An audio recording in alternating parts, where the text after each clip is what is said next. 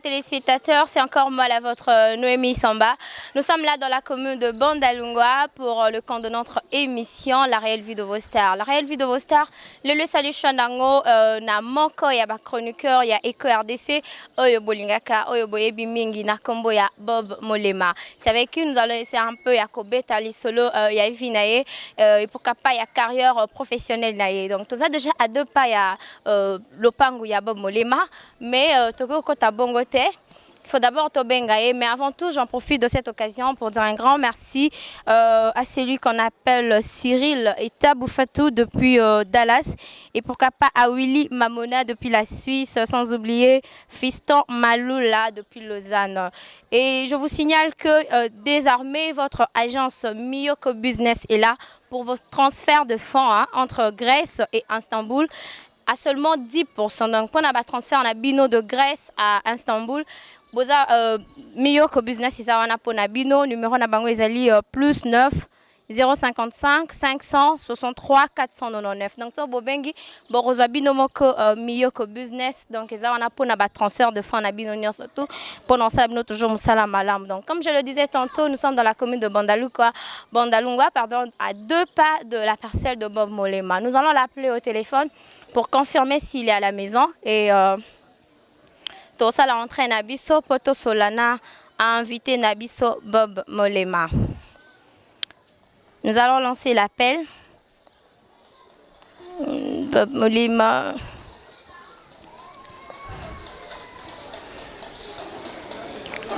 Bob. Voilà. Nous allons lancer. Ok, ça sonne.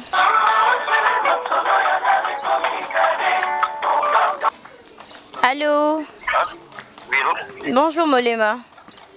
Oui, bonjour. Noémie. Ouais, comment tu vas? Ouais, ça va. Kala, Ozo Kanate Boy. Bah, je suis là, j'étais à Congo, j'ai fait un petit tour de l'autre côté de Kinshasa, moi où t'as la bateau. Et puis, quand l'accès à Kinshasa forme, on va atteindre les avis et tout pour la émission. Mais ouais, je suis là. Ok. Bah, en fait, nga ezaki koleka na ototala tante na mona inga ngina bino na côté là opeka tellement kala na mona o quand même ta kara grand frère confrère kala penza. Je suis là chez moi, je suis là, non, ok. D'accord, non côté là wana. D'accord. Merci. Voilà, bon, moi déjà de poser une question, c'est que l'émission était donc nakati déjà pour que à sa réponse c'était parce que non coco ça a été. Voilà, toujours ça la entrée Nabiso Malem, tout ça déjà devant avenue à Bob. Mais tu vois quand t'as bon côté, et tu remets un peu que se renseigner na bateau ba pembe nettoyer ba comment est-ce que Bob se comporte à Kandeni na vivre na bateau. Est-ce qu'il y a des social, est-ce qu'il y a des orgueilleux, tu mets un peu que ça témoignage ya bateau oh ba pembe na ya ba voisin na donc voilà. Na moni déjà na simana awa ba tonton mon bazawa. Ba tonton mon ko ya bien, ya gentil. J'espère que bon Solana biso bonjour. Nga Noémie Yonani. Gradi. Ok, tonton Gradi, est-ce que Oyebi garçon moko Bob Molema? Oui, naïbi. Est-ce que tu as un témoignage moko po naye? Azaka ndenge ni na vivre ndenge ni na binoko to azaka gentil, azaka ndenge ni est-ce que la social? Alors trop cool la vie toi la naï, tu traînes à naï, la solane bien à venir. Bandaya, tu solane bien, ane bon tonton. En fraîche, naïbi ni no témoigner. Non, boyo kan el kamabete. Rien. Vraiment, si toi on a un petit tourné. Ok. Ce que tu as le message ni encore lancé. Ah non, puis c'est bah salam vebo place Ali. Merci au appétit na lui ma Antoine Katsa Bandal c'est Paris. Ouais, merci. Merci beaucoup. Tonton Namoni très concentré ayoko Baksani. Bon, nako Baksaka que na pese ba bonne chance, courage na boulot naé asalaka. Vraiment ça cool hein. Sans problème, banda ya aucun problème, témoignage moi mabé exacté en tout cas. Okay. Donc courage à lui vraiment. Merci beaucoup. Voilà, tu as déjà moi deux témoignages à Bob. Mais tu s'est renseigné kaka parce que tu c'est limité bon côté. Bami bali ba dans la banque un peu réservé. Mais il faut quand même tous peu banaba ici. Ba on est makambut. Donc tous peu banaba ici to eba. Bob on a ndenge nini. tout le monde a écrit la télévision, tout le monde a écrit Bob Namsala nae, tout le monde a un peu se renseigner, Bob Azakandengeni. Donc, je vous rappelle qu'aujourd'hui, tout le monde Bob pour le compte de votre émission préférée d'ailleurs, hein, la réelle vue de vos stars. Hein, la réelle vue de vos stars, votre émission. Oh bon, c'est bien, on m'a cassé mes colos. Donc, bon, continuez à s'abonner à Eco RDC et surtout, n'oubliez pas de cliquer sur la cloche de notification pour ne rien rater. Voilà. Eco RDC est toujours là pour vous servir. Et voilà, tous un compte de l'émission Nabiso réelle vie de vos stars. Agence Miyoko Business, toujours on a pour transfert de fonds nabino entre Grèce et Istanbul à seulement 10%. Donc, ils ont vraiment pour nous salam pour nabino que faciliter bino transfert nabino. Donc, contactez Miyoko Business. Voilà. Nous sommes arrivés au Kota. N'habitez pas frapper nani, donc to frapper. Comprenez, linga nanga ramwa bien. Je ne sais pas ceux qui m'ont taroyaka ou non. Apparemment, il faut tout contacter.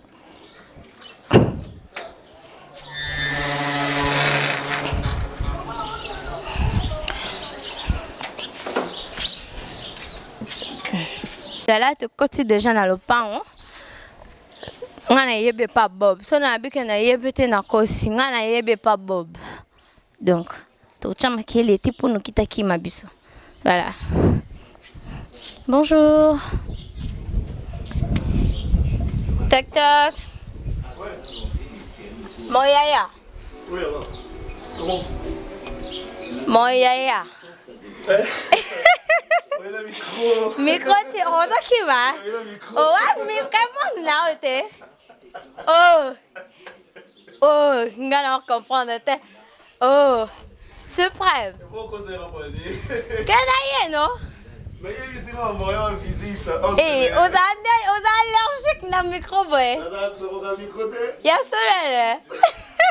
Tu rencontres? Oui, allez-y. Ok, merci. Ah, oui, il y a un micro d'Emi. Oh, il y a un peu comme ça, tu as un boy, non? Et vous, sont les aguides. Bon, je sais pas, bon, Talara. Bonjour. Bonjour.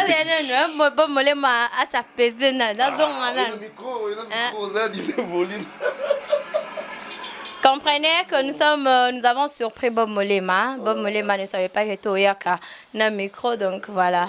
Bob Molema. Non, on se bat là, on va abonner. Il y a Eco RDC. Il y a fan, il y a Bob Molema. Il y a l'autre de partout. Il y a Bob Molema. Donc ça va, on a. Voilà, mesdames et messieurs, chers fidèles téléspectateurs, Badbalandara Eco RDC, bonjour et bonsoir par rapport à l'heure que vous allez suivre cette émission. Eh bien, c'est votre humble serviteur, Bob Molema, le suprême. Merci. On va se retrouver dans les abonnés. Maintenant, on va se retrouver avec Bob Molema, parce que Bob Molema, vraiment, tu as pris du poids. Hein? Ouais, peut-être Tom Soussou. Je sais pas, il y a Kimia, na se débarrasser na bamarambu Soussou. Pemeli nanga na zoa makambo susu pemeli nanga yango esaliki na koma nazo vina po akuti na dimne na moni chemise o leo na lati yango ekokinga parce que ils ont kokanga suite yango po nanga esaliki na kota zanzongela sport pona éviter les boumons pona éviter pe maladie mso mike so mtaye munene donc faut s'attendre à tout ba tension ba nini ba lo mwandingona donc je suis maintenant dans les sports et puis voilà. Bob Molema, tu sais que tu as belle bol, ma bena malam sur Bob Molema. Donc, il y a un peu belle on a eu que c'est un bien tenabu que fona y a tout seul. N'habite sur mon pesant de courant. Oui, sauf que Babamba Kara Libanga na Mangweza hôtel là et Zara bien dépôt Mabeo wana bazo lukabas balo baponanga ba okutanga na ngote, c'est ça premièrement. Et puis s'il faut na loba on a loba et soko yo tuninga parce que na ebi non tetni yo préparer ponanga parce que premièrement déjà tu m'as fait une surprise et puis je suis là, moi je vous accueille chez moi donc boye na mbibino. Et si surtout bonjour depuis la Suisse et pas les boss Jean Chibochi Boisbois. Merci infiniment parce que tu es toujours en contact. Merci aussi à maman Joséphine depuis la Suisse. Donc voilà, tu as été à Kinshasa, Zongi, maman Joséphine, une maman très très très bien. Vraiment, toi tu es mon fils. Et puis on a vraiment parlé beaucoup de choses. Maman Joséphine, merci beaucoup pour tout. Que Dieu vous bénisse. Donc je suis là. Ok, voilà. Tu es fan de mon cœur pour que donc mon payaté quoi. Donc ils ont que pour battre kaka donc biso to mesana kabo. Et donc comprenez que Bob Molema n'est pas encore marié. Il est encore célibataire là, je vous signale hein. Donc peu dans tout beau tout n'est bon parce qu'on fan d'abondeni donc entre nous Narat Nakundenga Moussala et puis un frère. Déjà en dehors, il y a Ozala confrère Nanga, c'est un grand frère. Donc voilà. Peggy Walungwa aider Bisso hein, pour que tous voilà Bob Molema, bonne santé, bonne activité. Ouais, santé super bien, super bien. Activité c'est pas facile. L'activité c'est facilité. Vraiment à vrai dire, nazana soutien té. Nazanga moko je me bats seul. Na bundanga mo prochaine etomba alors nzamba sali grâce. Ba boneo na sa peut-être ba ba roluka bango na minute so na 5 mois 4 5 mois 6 mois na zui bango na 1 mois. 1 mois 2 mois. Donc c'est-à-dire je suis par rapport à tout, je suis une marque, na déjà marque. Mais ils ont facilité, ils ont un bon temps dans mon boss Jean Chibo ba chaîne boy. Vous tournez tous les jours, ça demande de l'argent. Ba transport ba nini pour na bimana ba na batu na ba ndeko ba caméra batu non azu ba caméra té en salaire en location ba caméra. Donc c'est pas facile. Et je me bats seul, nous avons osunga malembe. Moro boye au monde atom sumuta edinga ya mon keka kapo tam so edo chaque jour té pour émission. Dans une formation et pas à Papa Jean Chibo. Je suis obligé de travailler chaque jour. Papa Jean Chibo, tous les jours tournage et à l'aki. Si son a salité 2 jours, 3 jours et ça l'a choc. Donc il y a un ancien peu SOST mais dans lobby des fois il y a des partenaires peu bazar na ba émission. Les partenaires bazar raté à aider au pays mastanga na bando aider chaque samedi bien chaque dimanche boye au salaraboy au zong saraboy. Donc c'est un peu ça mais je me bats na obundano malembe. Merci na batonyo so batalara ba émission oui le kana Suprême Molema News, je vous dis sincère merci. Donc vous continuez toujours à s'abonner, nzamba sunga chaîne zo caméra, ils ont mamso mike mais ça va dans les bons donc je suis là. Nabi qui oppose bien, puis dit pas bien, tout le monde va bien. Voilà. Bob Molema, les loups vraiment tué dans le cadre de l'émission Nabiso La Réelle Vie. La Réelle Vie est une émission où tu as nyon souhaité Bob Molema. Donc, nyon souhaité à Bob Molema n'est au sol en awa. Tout ce qu'on a mon Bob Molema, abutami wapi, mwana nani, akoli wapi, so ito koye banana. Je suis né à Kinshasa le 20 décembre 1900 Bob Molema. Pardon? 1900 Bob Molema. Tu vas voir parents bango donc voilà bango déjà initié leur bango tous les jours et tout donc pour les gens qui découvrent maintenant bateau autant sous bazo ya kobot papa Brazos boyebi tonton Molema Ange Molema ouais boyebi mamie Molema à Brazzaville boyebi tout le monde casse Molema boyebi batu bazé belé bazé Liliane sa maman Liliane sa fille et puis il y a Lily boyebi batu belé bango donc ma famille est là donc non, c'est un peu ça quoi. Donc je suis là et puis je suis troisième. Né et grandi à Kinshasa. Mona Ngiringiri. Na botami na Ngiringiri. Na botami na clinique chinoise. Gombe nini comment on est le avant comment ngalima. Na botami na clinique chinoise les ezalaka nanu sérieux na. Na botami na clinique chinoise. Na sala plus ou moins 10 mois et demi na kati libumu. La mère. Donc on ne voulait pas je comprenais pas na peut-être la histoire on kaya koyoka na sala 10 mois et demi na kati libumu donc 11 mois ngai koka. Mbe Bob Molema ki obima. Donc c'est un peu ça. Et puis on a grandi Bandal Ngiringiri donc la place Tokoli yango wana Bandal Ngiringiri. Donc ma place pena tokoli yango voilà. Bob Molema ba étude na osala yango wapi osala nini na vie otoko yeba ba étude nanga primaire natanga na Eligo bato bayebi Kalina Gombe tanga na Ligo na tanga na Kizito Noaritz kala ba Gombe wana ba bilomo ngwana na tanga na yo tanga école secondaire nanga na yo koma na institut ISK na Kasavubu na Matongi plutôt na yo tanga na institut pédagogique de Ngirengere et na yo ko raté diplôme d'état nanga na raté diplôme d'état avant je crois bien ça qui va 98 2000 babilo monde ngwana na yo zona 2001 2002 na yo zona centre d'accueil na école kimbangiste parce que biso d'autre part tout ça famille ba kimbangiste bazé belé donc là na pesi Peggy Walunga mona papa Simon Kimbangu donc biso to ba balance papa Simon Kimbangu malgré catholique mais to kolli na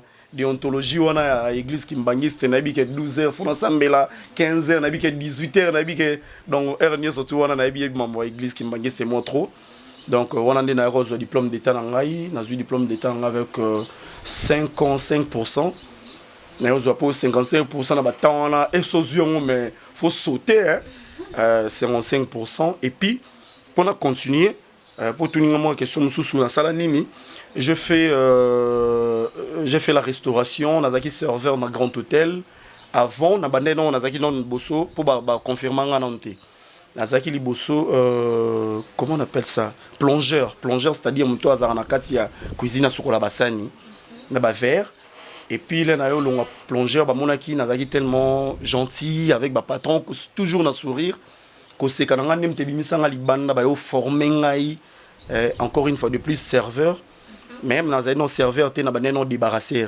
on longa ba débarrasser ba table ba mégo ba cigarettes ba nini ba blo mo ngona ndé patron na biso abi na test na ici là qui commune monsieur Miguel c'est un belge portugais belge et puis monsieur Master Lee Brian Bazava Blanc et puis Master Lee congolais DJ Master Lee na high level na grand hôtel je fais une année 10 ans avec bah patron on a tous vraiment bien ça lit 2 ans malgré boîte ya ko kufa et bon ya ko kangama dans Zongindaku moi aussi j'ai cherché à faire les DJ moi-même je fais les DJ après les DJ ma mère m'a dit que Natala qui na TV na moni placement bazo former ba journaliste comme tu parles bien tu fais des animations na ba fête na ba nini ba blo mo ngona mais quand on kitanga nokuna oui bref na kindago tanga na pic 23 je crois OK si je m'abuse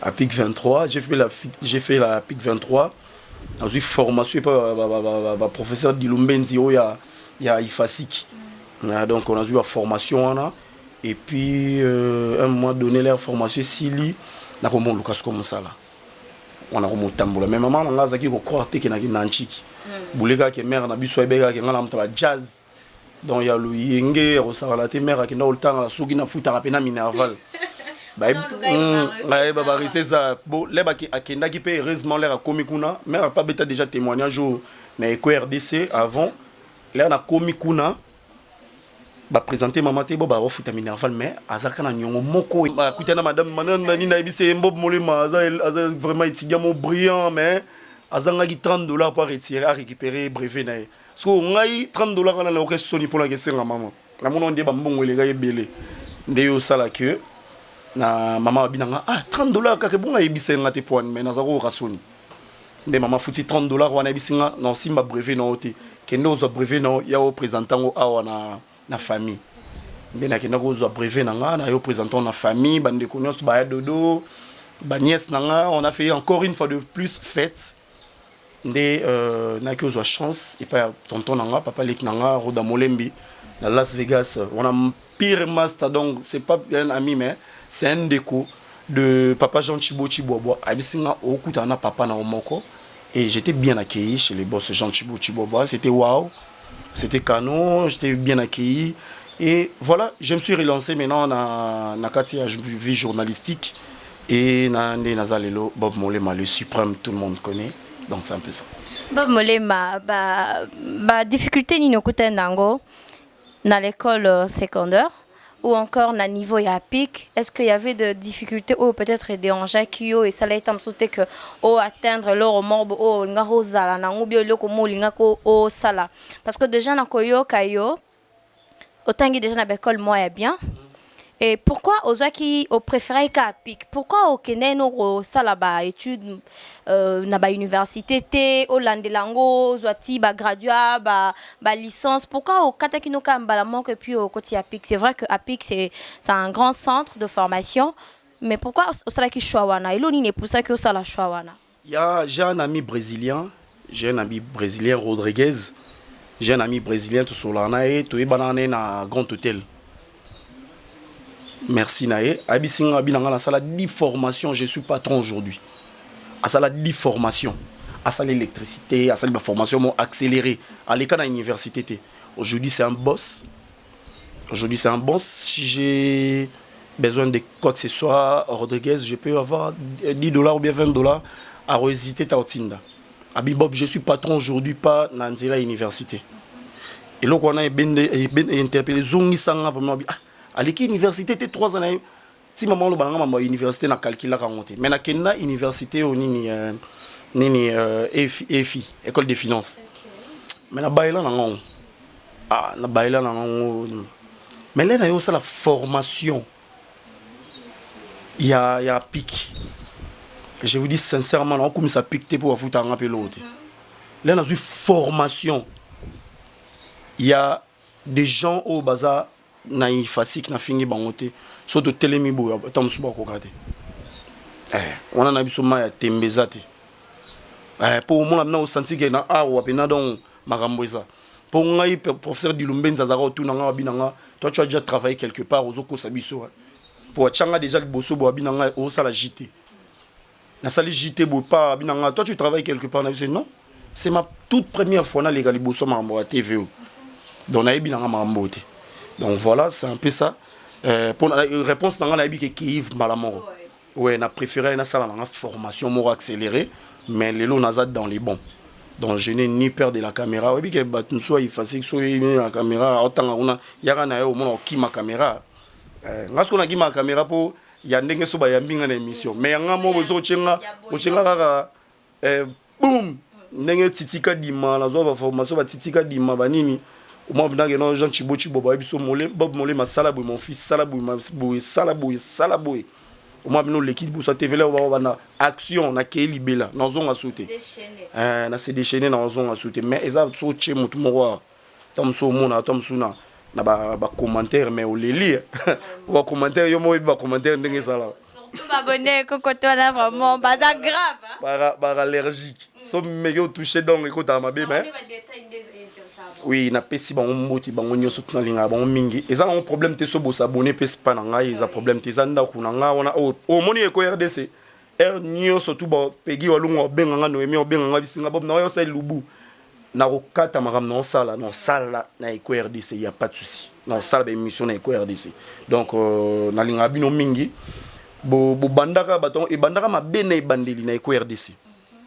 Il y a des armes à béco finga impossible mais à un moment donné dans comme on est yo changer côté ba commentaire et comme plus ba conseil bob mon conseil lo beauté ko ça beauté bob ko ça beauté donc mon tout tellement ba comprendre non bisoté to comprendre non bangoté et ça là ko finga et ça là ko conseil et ça là ko finga penza mais ils changent non ils en ont sur finga tu comprends que ba tika là wana ce sont des gens où baza ba mikolo ba se respectaka. Vraiment merci na bon on tourner ba soutenir nga et sopi ba linga ba continuer à soutenir continuer toujours. Moi je suis là, le RDC c'est ma maison, c'est chez mon père donc il y a pas de souci. Bob Molema pour ne pas toujours revenir na ba makambo c'est l'équipe mais to meka un peu comme ça la synthèse ya nyonso. Bob Molema de part na yo na RDC. Souvenir nini ya malamu to bénéfice nini oyo zui na passage na yo na kati ya RDC. C'est vrai que au longwa mais oza toujours moi na kati ya ndako mais ba avantage ni to ba bénéfice ni oyo zui durant ba année oyo sali na kati ya RDC. Ouais na yebani na bato yo tomsu na vie nanga na tchela moto pointer na vie mais sokute na moto wana au monde ndere tu as la gloire de l'Éternel sur toi. C'est pas facile au kutana ba jara batandingo wana Tom Sou, tout le monde a président de la République à l'Ekara. Tout le monde est en cortège. Mais moi, j'ai eu la chance de toucher sa main. Et j'ai eu la chance d'avoir dans mon sourire na eboye. J'ai eu la chance pour naiko RDC, hein, toloba. Na kati RDC, j'ai eu la chance d'être vedette, pas une star, je suis pas une star. Entre guillemets, je suis pas une star, je suis un vedette. Dans un vedette moro na kati ya lelo ba so na l'équipe moi ah ça c'est Bob Molema même na Kinshasa. J'ai eu la chance d'avoir beaucoup de choses. Et si je vois cette maison, c'est maman Olive Lembe, l'air à maman la voyage, grâce à Eco RDC. Maman ni maman respect. Ndena yo la chance d'avoir mon bon on a dit ah maman besoin d'ako papa. Tu as grandi Zwandako. Obi mbetu moko bakuta ngana ngo na Eco RDC. Sérieux on a pegi walunga boyeba. Bakuta ngana ngona mo chambre na ngamo bo chambre na ngamo na ndako na biso. C'est plus maintenant la même chose.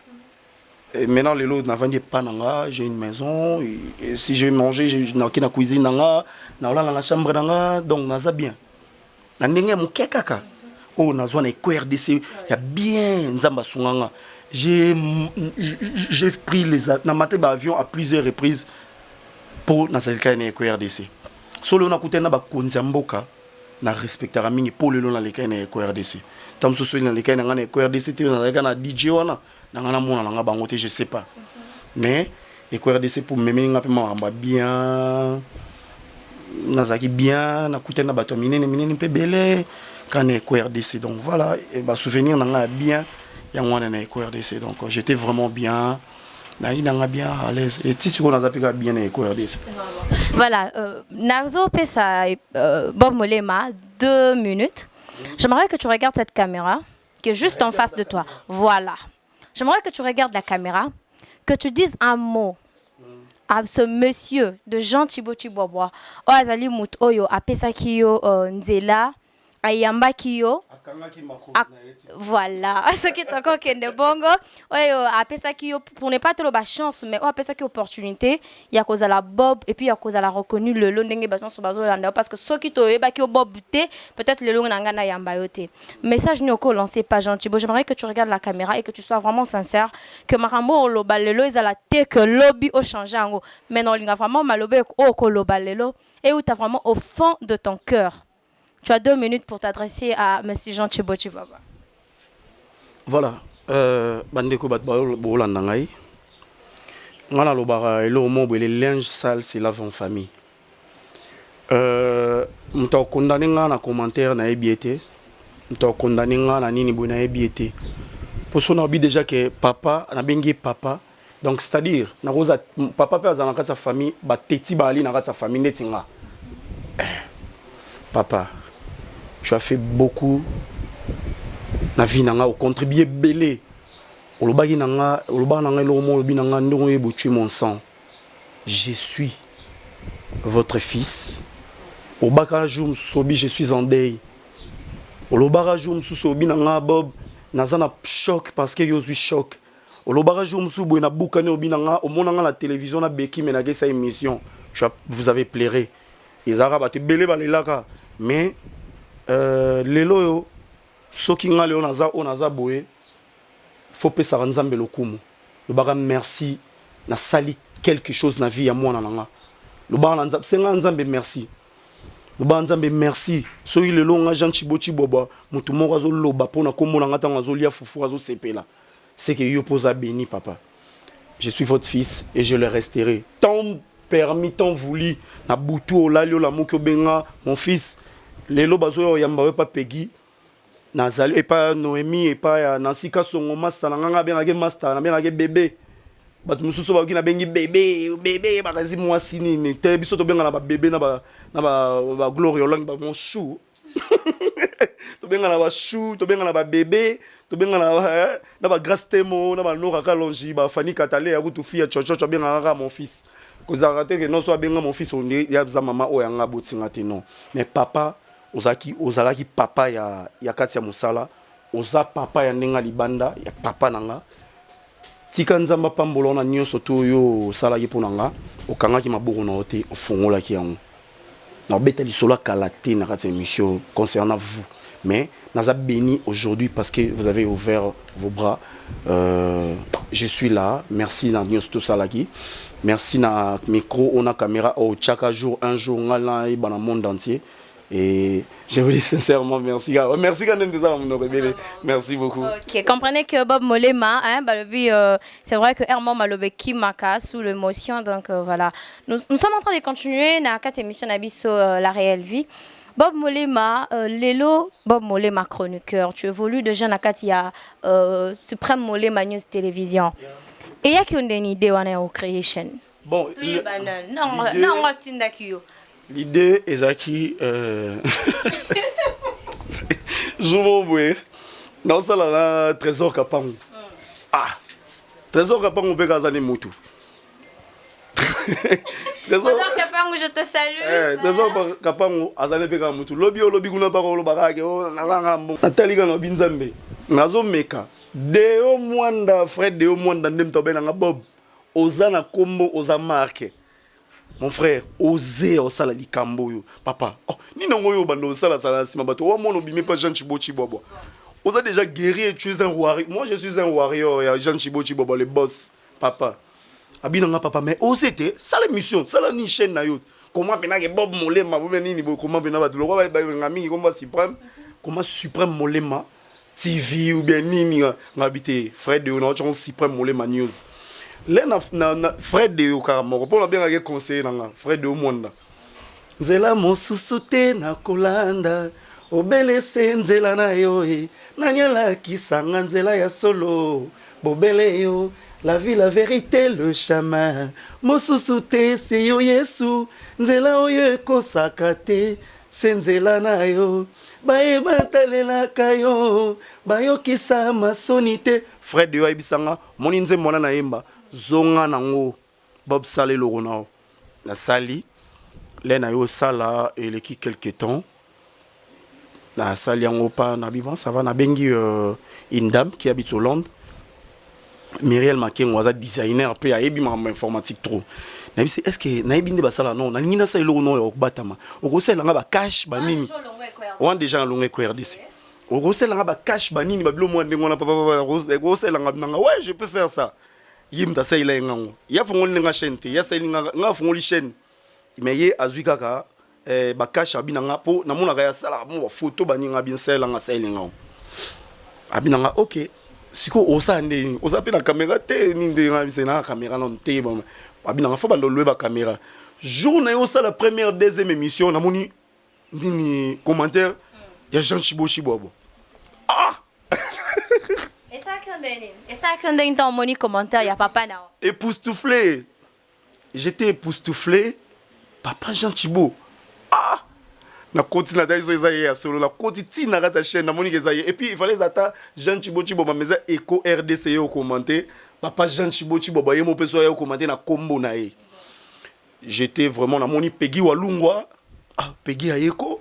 Na moni Fanny Katale na moni nanga non naza soutien mama sana yo mona Daniel Lebika aye po cha soutien ah te masta kende liboso. J'étais vraiment émerveillé, j'étais dans la joie, na bi ah waouh la famille me soutient. Na pesi na ke landasko papa na privé na bise papa merci abinanga mais non. Oser oyebisinga ke papa na mona na papa na fongoli chaîne. Dès la démarraki na commencé l'émission parce que forme émission mo na kende na papa binanga continue avec ça avec des balades banini ba mususu ba kenda poto bandeko be ba kenda poto ba yebiso forme ya Kinshasa ndenge ça la raté ni à fleuve Congo. Je préférais na kende na coin wana na ke mais cuisine loko les a base nanga passion nanga papa pe a former ngara na émission wana et je suis toujours là. Je sais pas si quelqu'un m'appelle. Bon, allô. Voilà, comprenez que c'est une télé-réalité. Voilà, j'en profite pour dire un grand merci à celle qu'on appelle le Mita le Tété de Pubundesa. Hein? Mita le Tété, à moi et à Cathy, ma consoeur, ma Yaya. Donc je t'aime beaucoup, Yaya. Donc voilà, Mita le Tété. Mita le Tété. Ah, Mita le Tété. Nazape Aminanga. Sur Facebook. Je te salue là où tu es. Donc. Il y a un arène, voilà. Oui, Arène. oui. Mbote nae, place na PCA, place à Zali na PCA Mbote Mita. Donc un grand bonjour à toi. Voilà, merci. Donc voilà. Né yangwana a démarré. Papa Ibisinga restait toujours là. Mais le quoi cuisine est passion et puis ils ont mis émission aux en formation à ma case.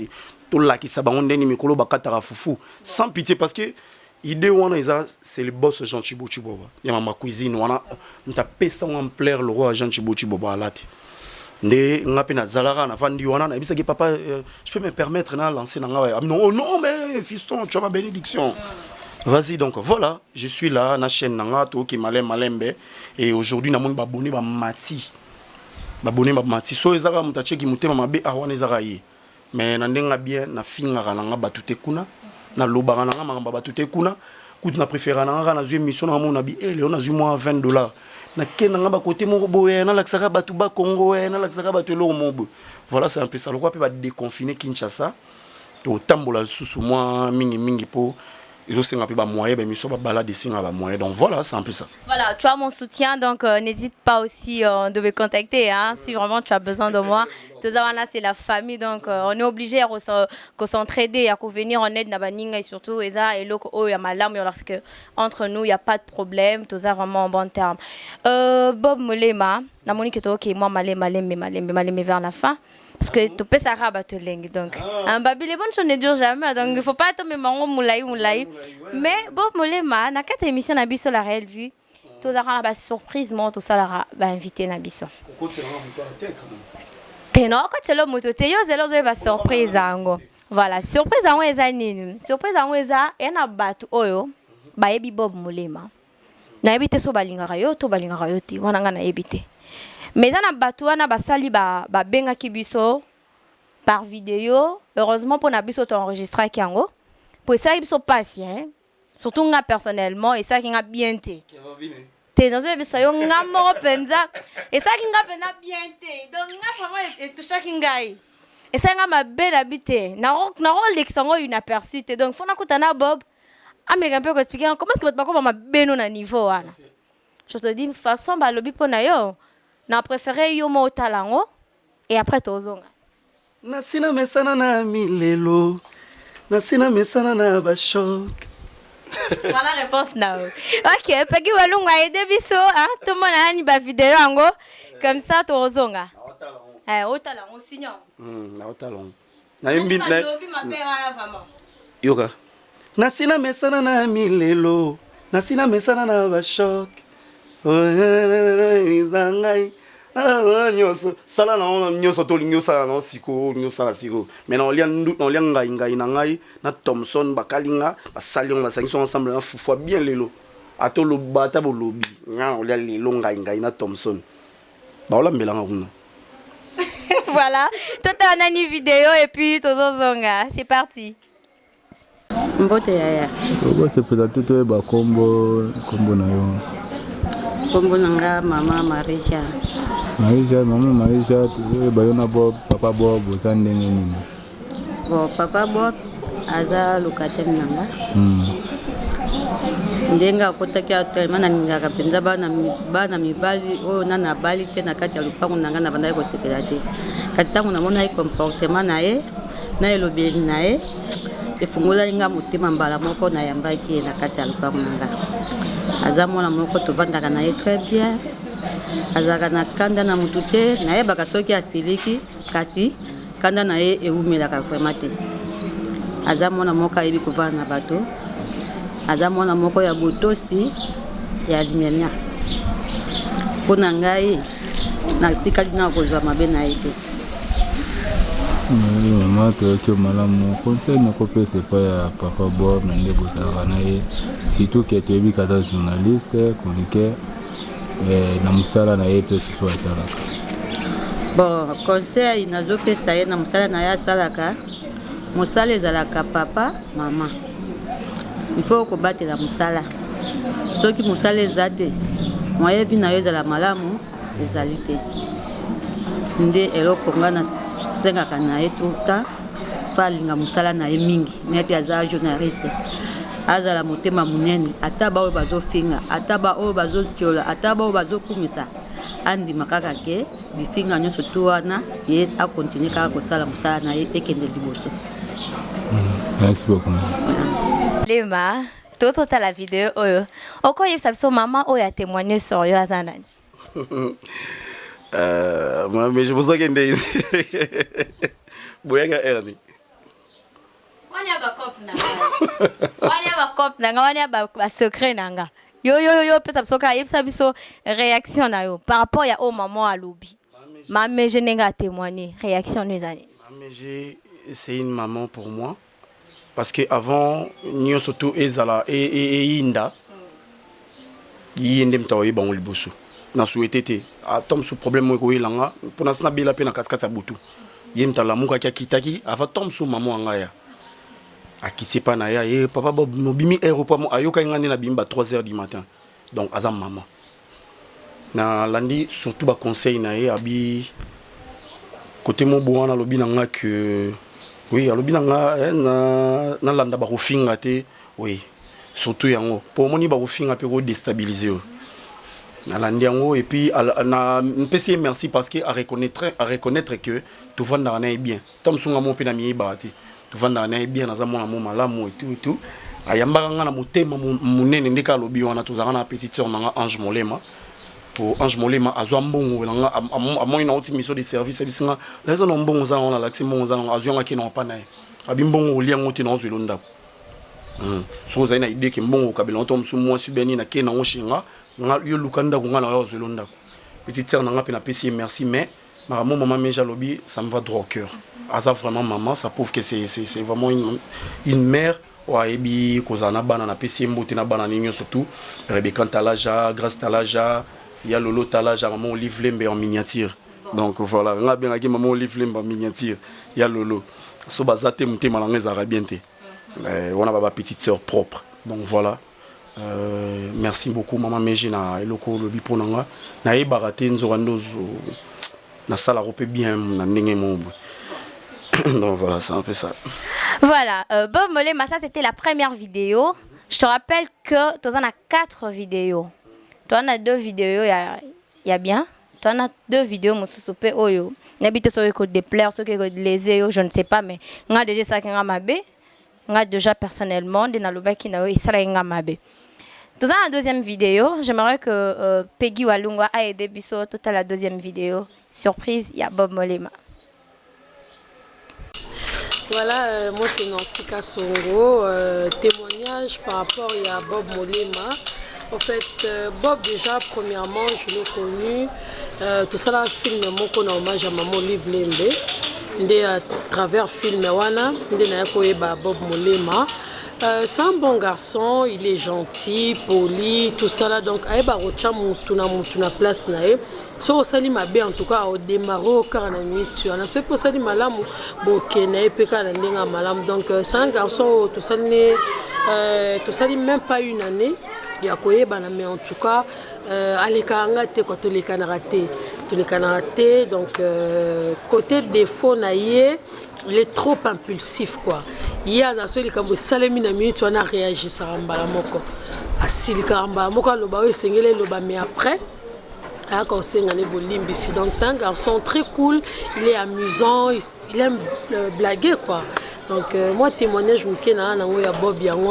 je me rappelle une fois tu as un tournage là moi salema kiona Bob Molema na Fleur Makinisi ba bendana penza ro bendana mais après il s'est ressaisi a bien Fleur à s'excuser donc c'est vraiment un garçon que je souhaite bloquer belé à malamu pa na parce que aibindeni ba vanda na bato abi vraiment vanda bato abi ko sola posant bato so ba moi minene moi ba boud mais Bob en tout cas c'est un garçon très gentil.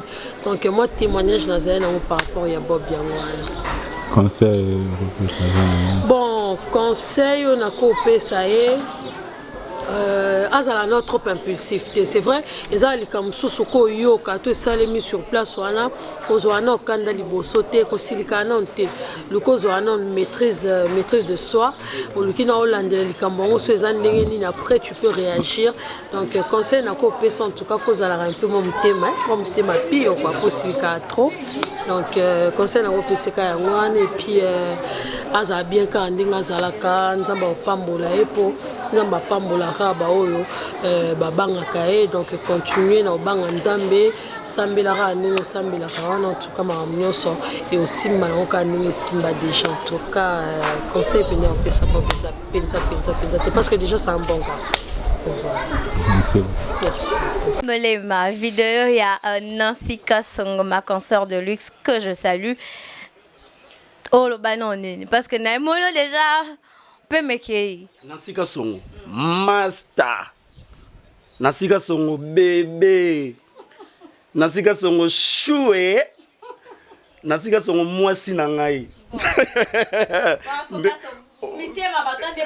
Bolenge wala bena biso to bengala bongo mobali na ngai yaka bébé na ngai yaka to bengala bongo to bengala ba master ndika to bengala ba grâce na banani bino na yopé so ko meninga mo me bébé ça va chou ça va mais na nenga système grand frère et puis collègue voilà Nancy Kasongo la keno côté OK côté ya mama kini si tozali na makamobo tozaki entre groupe na biso ka to tambola na biso to discuter sérieux. Ngaza facile non c'est pardon. Je suis facile de demander pardon. Sona moni ke ngana za na erreur. Na ya vers mutu. Bien sona moni pe ke na za na ngana erreur te. Yo zo continuer toujours ko demeurer na kanda na. Na biso so yi na ngai ou bien yo na biso mo ka sala mabe. En tout cas vraiment limbisanga. En tout cas vraiment limbisanga et puis et zapeka nengwana côté moi si peso na moni bina ke non ça va pas na yo pina sengo chose limbisanga. Na sa ki erreur ezaki peut-être kanda pour ngaza sope mo bona meli moi bière mo mi baina ko masko boudé na ko mo titi ya mo bolo ba pe bonone na mo nonte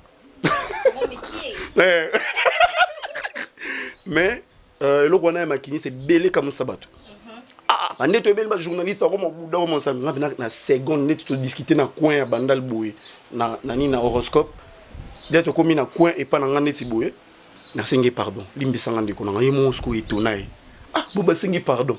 Quand on a mon élan, pardon. Donc, Nancy, merci.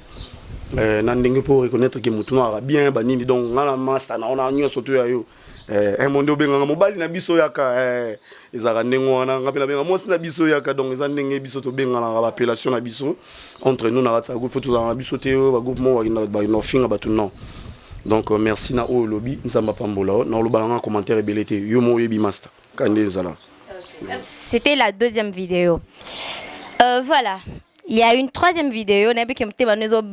Tellement makasi. Est-ce que ça prêt vraiment? Ouais, je suis prêt. Moi, je suis prêt pour les commandants là, warrior. Il y a Jean Chibo Chibo, commando en Saranade. Là, banga itumbate.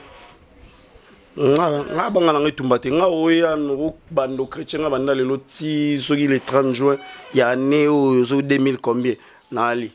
Mais yo mo ozo reconnaître que ça là moi si moi pas si après ça confiance ne lo mo me abusa yo mo ozo reconnaître na ibanonte zo non si matala no bien vidéo ezali vidéo ko la kisa na iba mutute la escroka mutute ba caméra ko na luka na non azvite na escroka mutute na iba mutute na sape mutelo ote so za ki mwasi so za ibolingo si lai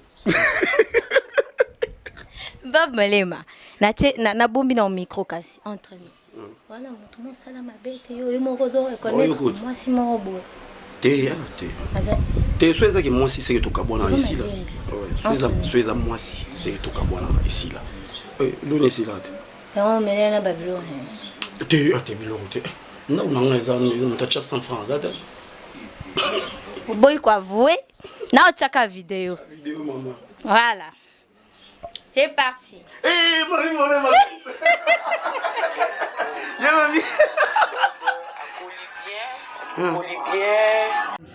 Bonjour, bisika ezwami bino napesi bino so mbote na nkombo na Yesu.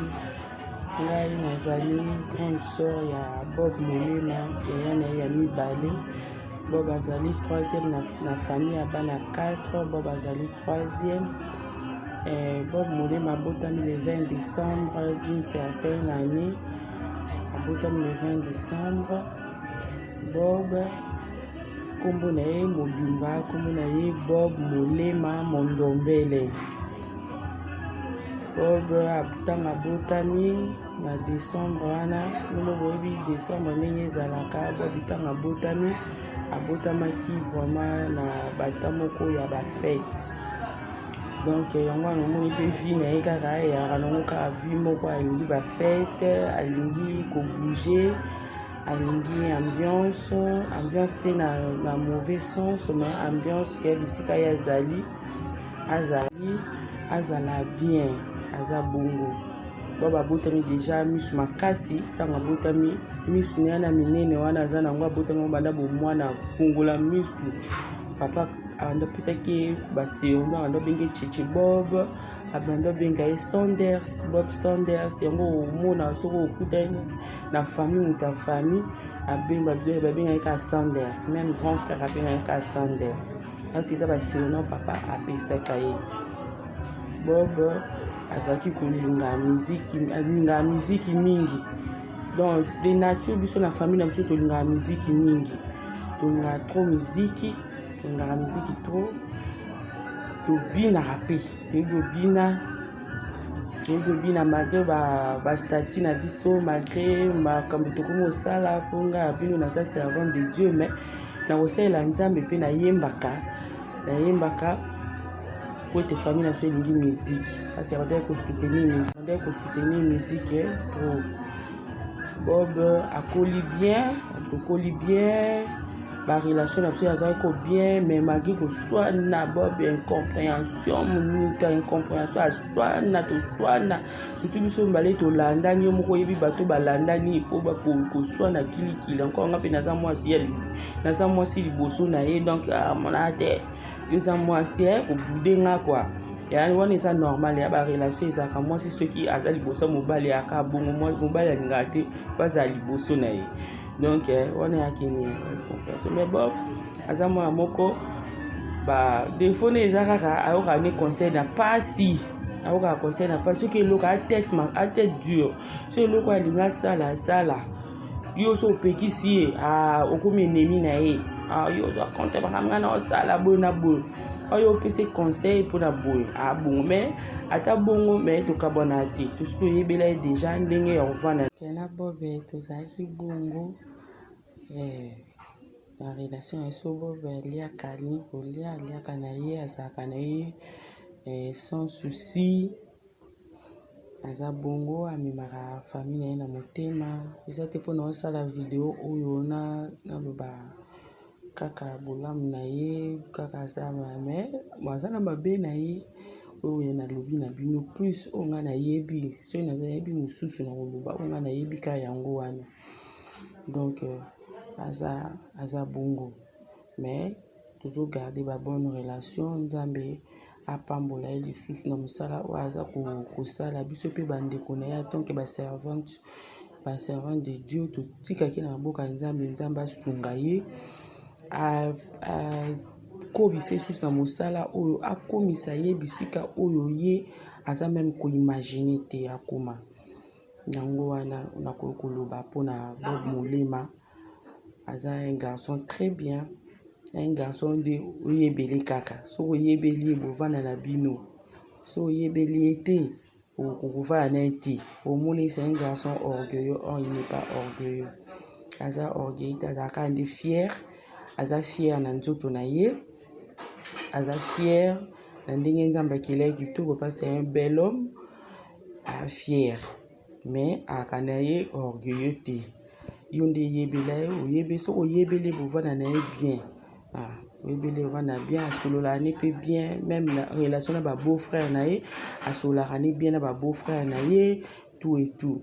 Mais ye kaka défaut na ye biso totalaka makambo na ye na mosika, donc totala makambo ne kaka na mosika, topesaka conseil boye na boye. Nzambe vraiment mosika na totalaki mpo tolingaka te asilika tobebana mpo tosi tokomi mokolo boye na boye. Défaut ne ka yango wana, oyo défaut ne ya makasi ka yango wana, oyo nasambela mikolo tu elongwa yango wana kaka sika akilikili. Asika akili ke moindre kaka likambo pa akatanaka makasi nga kutu napesaki ekombo Samrat nayebi te bato batala Asie magique te bato batala Asie magique bayebi lisolo bayebi série oyo ya Samrat tomboka fort bo batomboka soki atomboki omwaka biso susui topandika kimia po pardon aloba katana donc c'est ça non c'est un défaut ya mwana kaka nzamba sunga ya pambola ye akende se liboso lisusu koleka merci nasuki wana mpona lelo nasuki wana. Merci papa Jean Thibault, je t'aime beaucoup papa. C'est pour la raison vraiment makasi parce que au plus ça a valeur makasi ya ki grande sœur nanga ya ki moi na yo vraiment otika ngate merci. Merci beaucoup nzamba pambola yo bisque za musalo zo sala ekende liboso. Donc na lobi papa Jean Thibault tu vas tika ngai te donc atika ngai te poto solaka na ye tozalaka na ye nyonso na nzela singa. Nzambe apambola ye lisusu apambola ye koleka. Voilà la troisième vidéo hein? Ça c'est la troisième vidéo. Réaction. Oui bon ya mami nga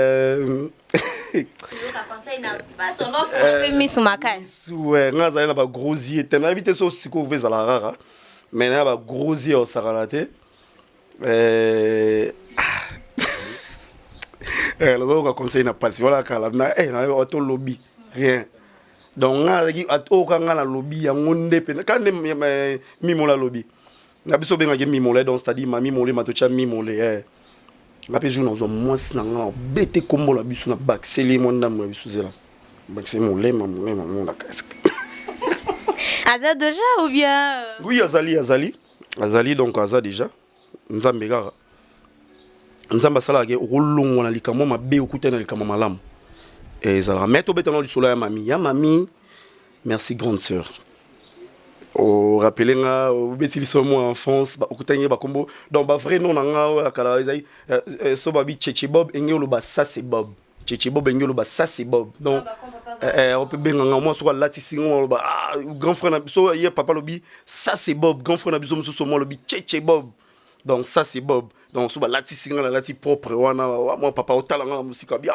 ça c'est Bob voilà grand frère na biso loba Cheche Bob vrai nom na nga yo na botama na ngo musisi ezaka pe na Sanders ezaka Bob Sanders Sanders c'est mon nom donc grande sœur à lobby pe na ebele nga to soit na chaque jour nga la grande sœur to zo yo kana te na mon hier ou lekela nga te donc nga mbe mobali donc rien mais moni kokola du temps à autre trop mon changé merci grande sœur surprise on est et betinga mtema makasi yango surtout sous na tali longino bo donc namoni olisu na mimoni na sanya donc namoni bazolo nanga namoni matama donc namoni misu tu es toujours belle malgré aux musika na biso tu es toujours belle merci moi si ambinga ya munene mazana libumuté mami molema azani na libumuté bolesko moi saza munene mazanga libumu yo mamba libumu na ebite za obwakela mutu pour moi même na station nous là libumuté.com oui kozanga il faut zanga libumu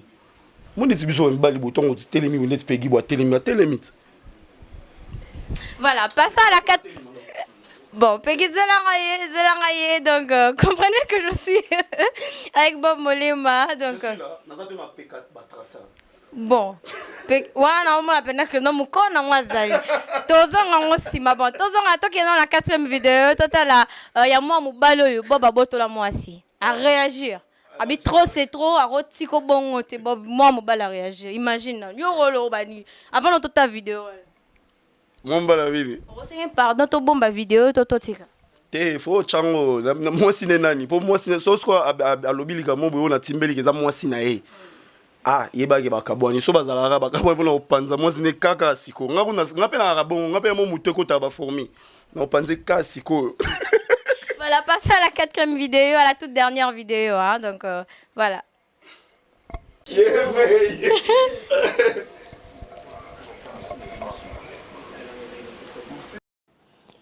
Voilà, merci de l'honneur le PC Melinga pour pour parler de Bob Molema. Avant toute chose, je pense que Bob Molema aza mutu, un grand nom de la presse en ligne lelo. Et nazali particulièrement fier la reconnaissance nae azolobake na contribué moi moke à ce que azala lelo ce qu'il est. Bob est de ma famille. Et je pense que peut-être que ce que les manezala qui étaient nalinga qui n'a me découragé au départ, puisque mes bandes de encadré au départ, non, en tout cas, il était aussi mbatté. Mais c'est un bosseur. Il avait cette volonté incroyable. Puisque ça aurait été quelqu'un d'autre, il n'y a pas de découragé Kaimoko. Puisque les naïbandés qui, moi, Kokoso. Mais par la persévérance, il a progressé. Il a continué. Nabandé peut insister.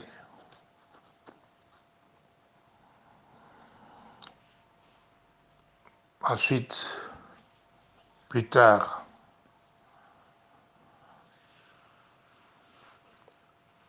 après moi, parenthèse mouke, azaki libanda ya Eco RDC, akozonga, pe asali, peut-être comme une des plus grandes émissions, tout ça là. Je me souviens bien, c'était avec maman Nicole et Bakata. Et pour ne pas me répéter, ils allaient une volonté naïe. Bien sûr, il y a des hauts et des bas. Et si on a un haut na bas, ils allaient rater. Haut na bas, ils allaient rater.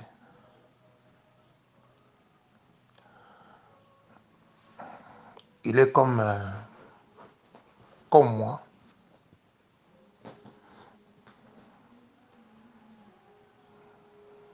Impulsif. Mais très souvent,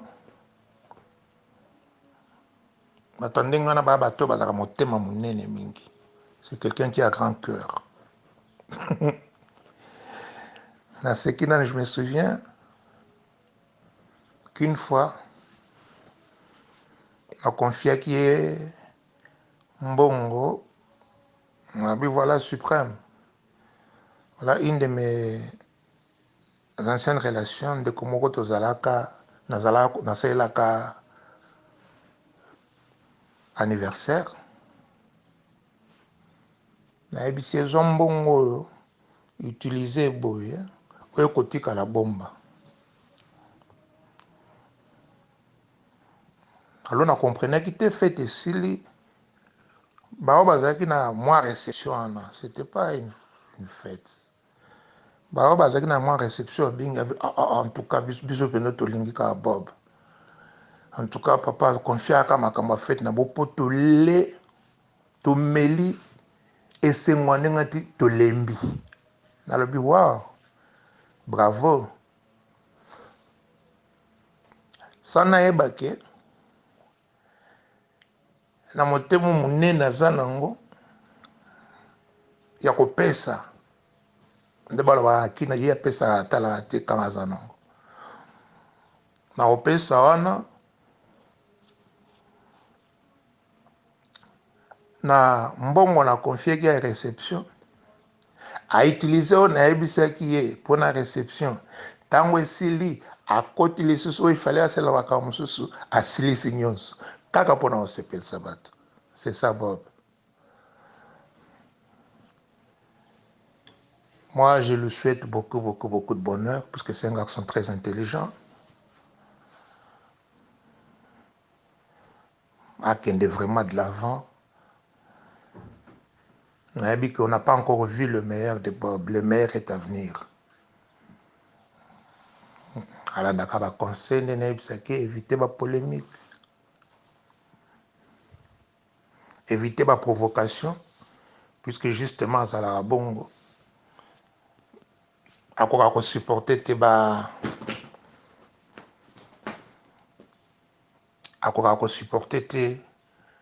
la provocation. Nous nous ressemblons beaucoup, j'étais comme ça, puis avec le temps, j'ai appris que ça ne servait à rien qu'au répondre à la provocation, à ma camébélé. Et qu'il soit dans la prière. Puisque moi qui l'ai habité. D'ailleurs, on était dans un même appartement à Brazzaville.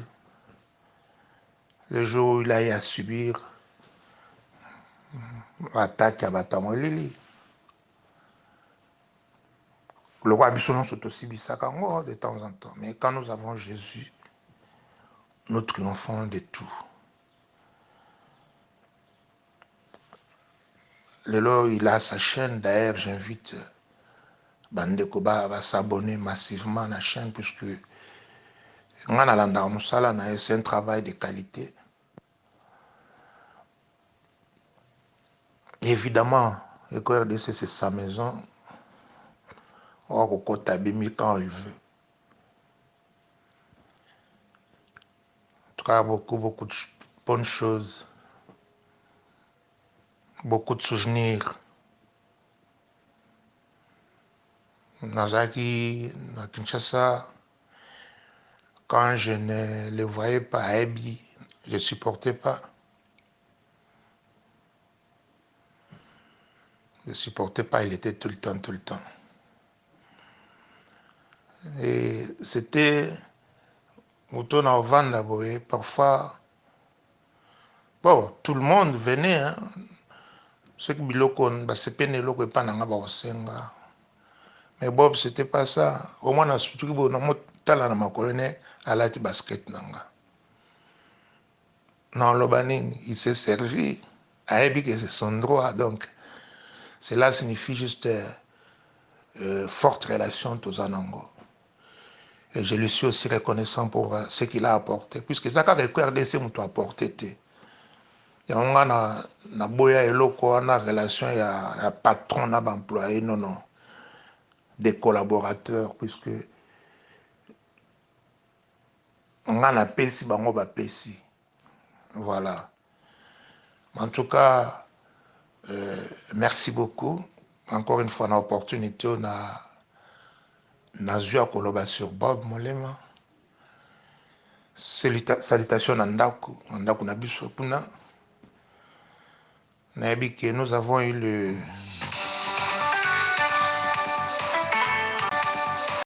Bob Molema. Message à papa Nayo. Ah ouais. J'espère que Oyoki yota les vidéos Anna. Surtout que bah je m'attendais pas que papa reçoive la vidéo Anna. Ou soit bah message Anna donc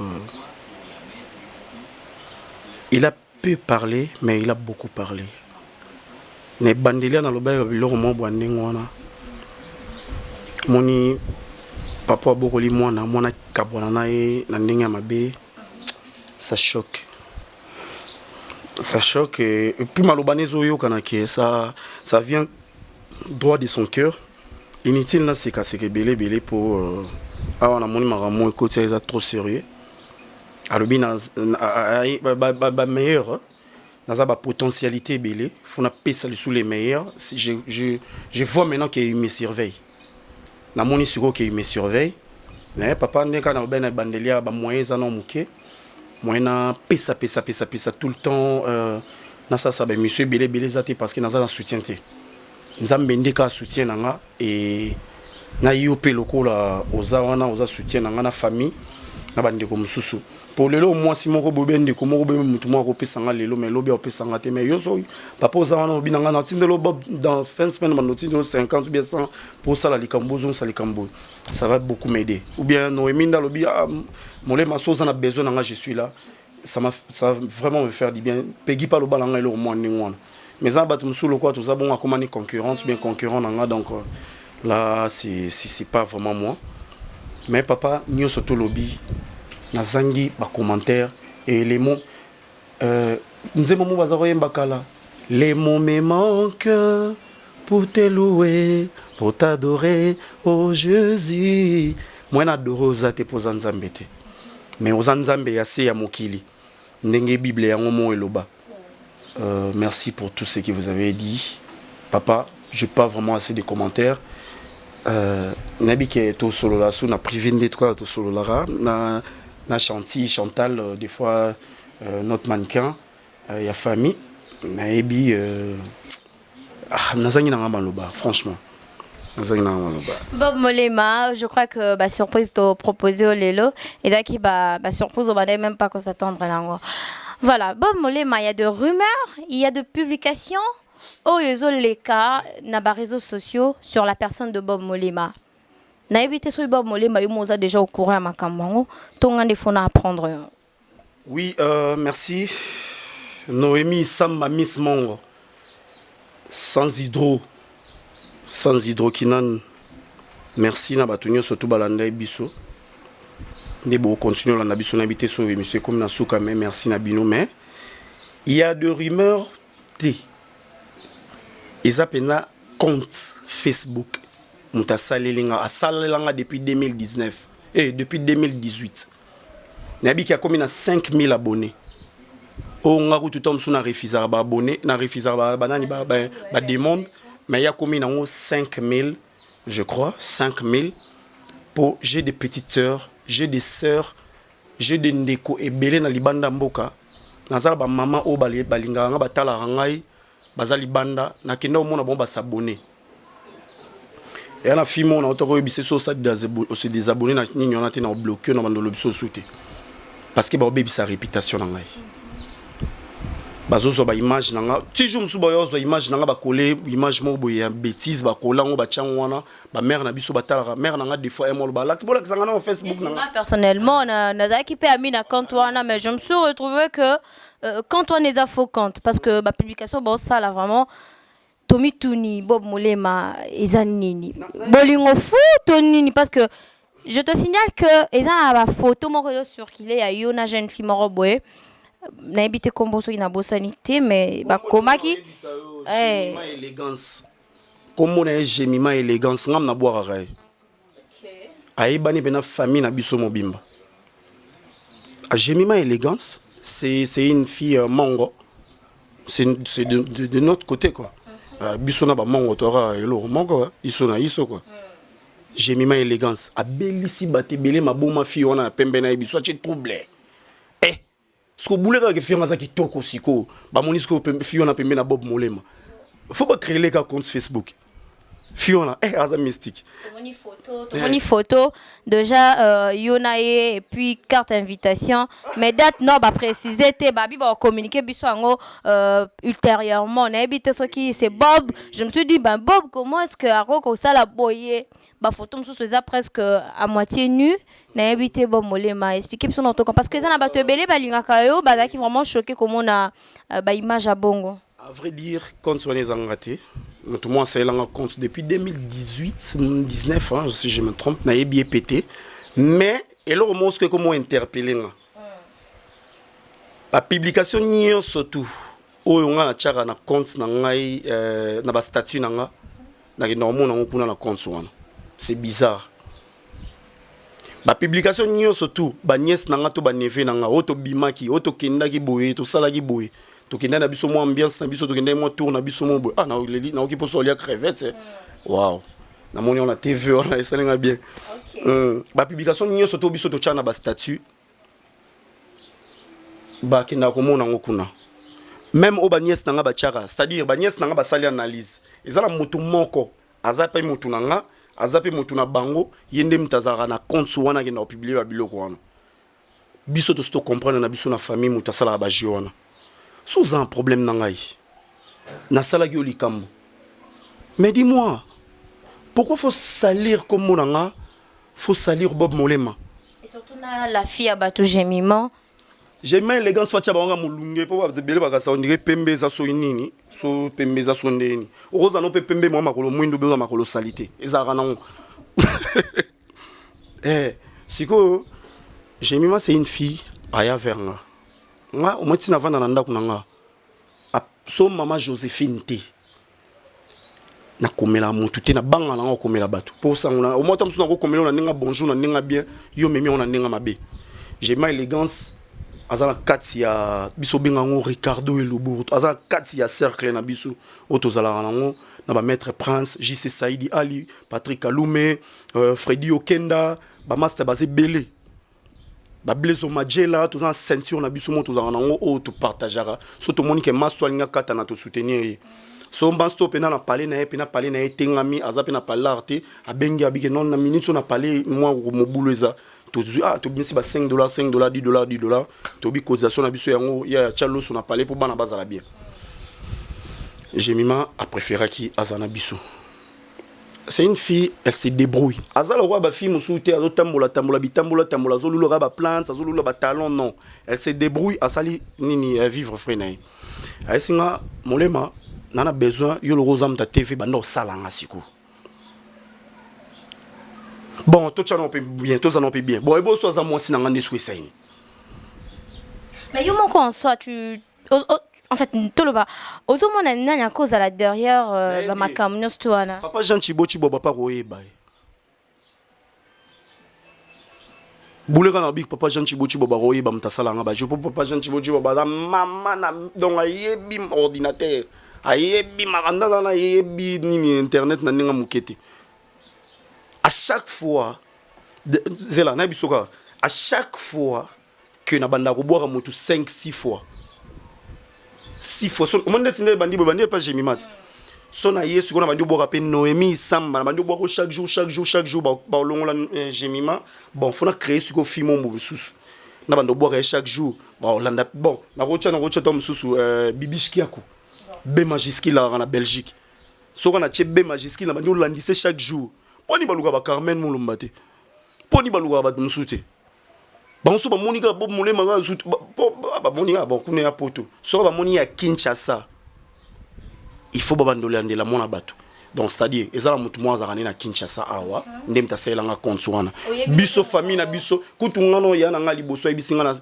na mettre mon avocat Prince Batou Benga ebisinga ke na yebie ya une amie qui est rwandaise azana kati Kinshasa ki ba vacances na Raissa ebisinga ke non Bob na yebi mtasala ba jiwana ba yebi ba pi ba italelenga eyobeloni yo laksa ke mutona to yebi iPhone na ngai banda kala to yeba yesu to yeba ite iPhone beta bobo na koti na Safari toki na Safari boye oh na koti na Safari boye to moni mamoro nini Safari bimiseli biso olie bimisa nga moko Bob Molema oyo na cha photo na nga nini na ngeza na cha vidéo ya nga na maman Olive Lembe na opesi mbote na photo mona simba téléphone je crois na la veste mais to moni photo ya compte wana maman ba expert ba fan de mobi au moni muta utiliser compte na yo yeyo donc ayebaki makambo na yo ko za petom so zaki na petite ami mo bo je me sous bossa na rolala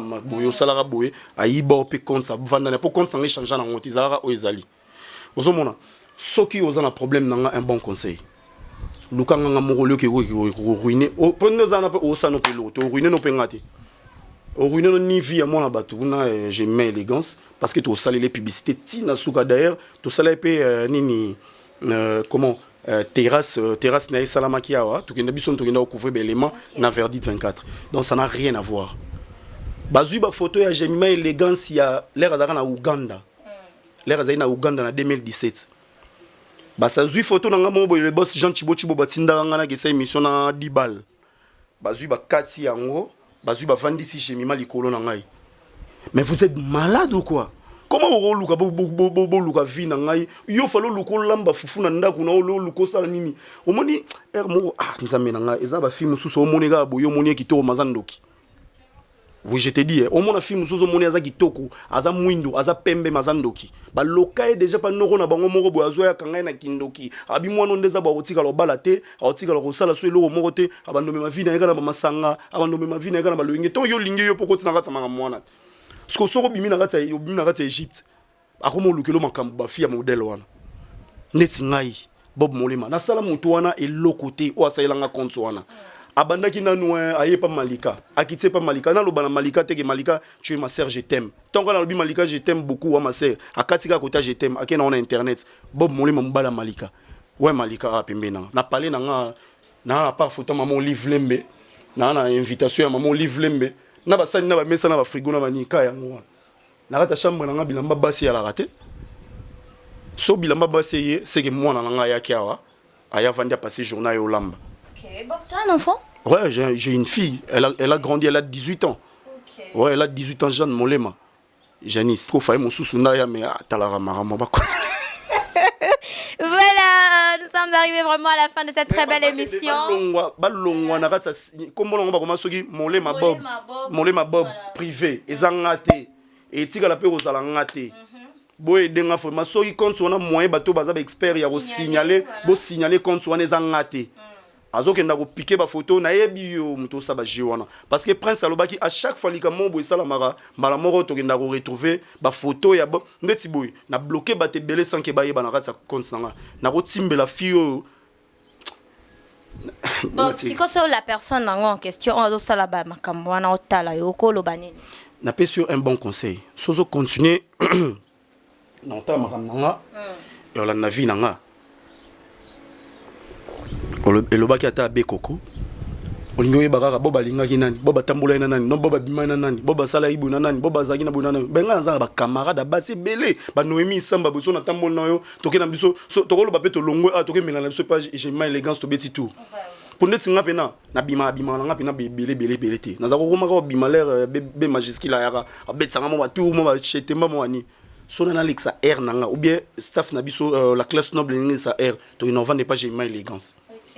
Grand frère nanga tonton Molema agenda ovana na yaki bae na ye boko chaba commentaire boko lemba boko ta émission ya le boss Jean Chibo na Noémie boko lemba boko chaka ba commentaire na bibino boko ya boya na bino boya na boko luka bosala onyo surtout bosala sur mon nom vous m'aurez pas. Moi je suis Molema, mon nom est sacré, je resterai Molema. Sala ba compte na yo zwana ba ami chano ata photo nanga zero na biso chano ata photo nanga na temi ni okosala na yo lokote papi mboma asala ba émission dans sa émission maman yo zvani no ndako na bino zo obi zandeni a créer ba master ne ba créer ba faux compte ba ya finga ba parce que Bob on ezaka mon côté tozo retrouver au moins 4 ou 5 ba Bob wana ze belé ba lembe internet ba ya ka sa sou fi moko boye asaka na Londres comme ne Noëlla bazwa Noëlla wana bazwa sou ba salela e compte tant qu'on a bois qui est 4 fois Noëlla a mis si des anges na bois qui est 10 fois 5 fois peki walunga yebi kuta yalba Molema le bois qui Noëlla te na bois qui ndeni so na bois qui ba kesa ele lobby compte je suis fatigué te na on peu fatigué te bo kende ko sala bo continuer na koloba susu te à part de Noémie à Tuninga. Vraiment. Voilà Bob Molema, c'était un réel plaisir pour moi de te recevoir. Mot de la fin d'ailleurs par rapport à l'émission Allélo et appréciation par rapport à la rubrique Napsasika, la réelle vie et Zanini ndenge to yambi. C'est peli bo bimisinga biloko ibatame na ba pumonanga ibatame na ba entraîne na manini na libumunanga bimisinga ngonga linga na lobananga parce que za musala nanga mesana oloba. Oyo loba nango ta bato pegi walunga loba nanga Molema loba na yo ya yo bomba te loba na yo. Vrai très belle émission, une très bonne idée. Merci. Félicitations à vous, Noémie Samba, tu es habité dans l'excellence. Et donc, vous en avez excellence.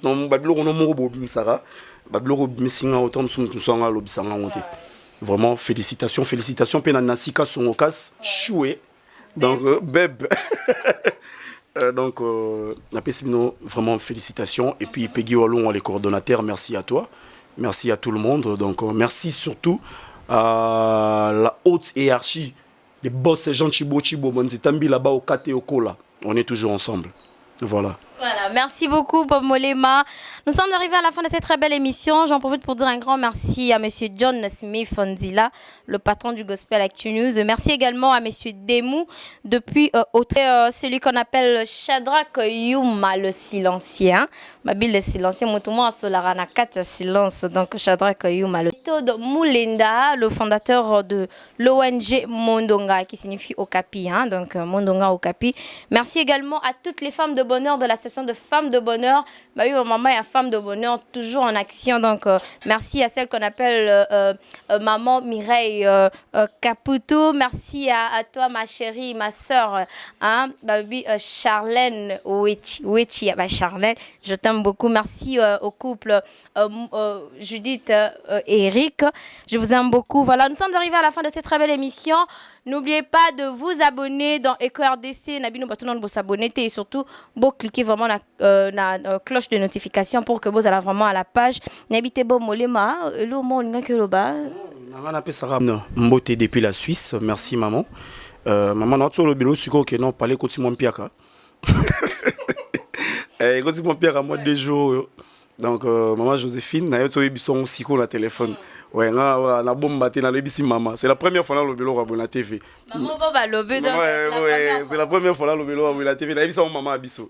Depuis la Suisse, papa Jean Chiboa Ebi. Et puis un grand merci. Na rotikala jamais kolobake non na soutenir yo souté. Na rotikala jamais koloba yango. Na rotikala jamais koloba souté maman stabo to ke ko staffé na komela batma na sala bango na sala promotion.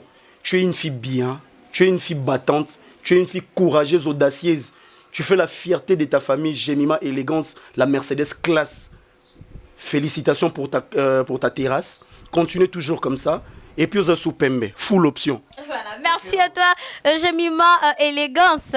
Bimikolo, ils sont tous aux Aka. Donc, merci également à toi, Peggy Walunga, qui était derrière la caméra. Merci à ma consoeur de luxe, Nancy Kansongo, ma grande sœur chérie.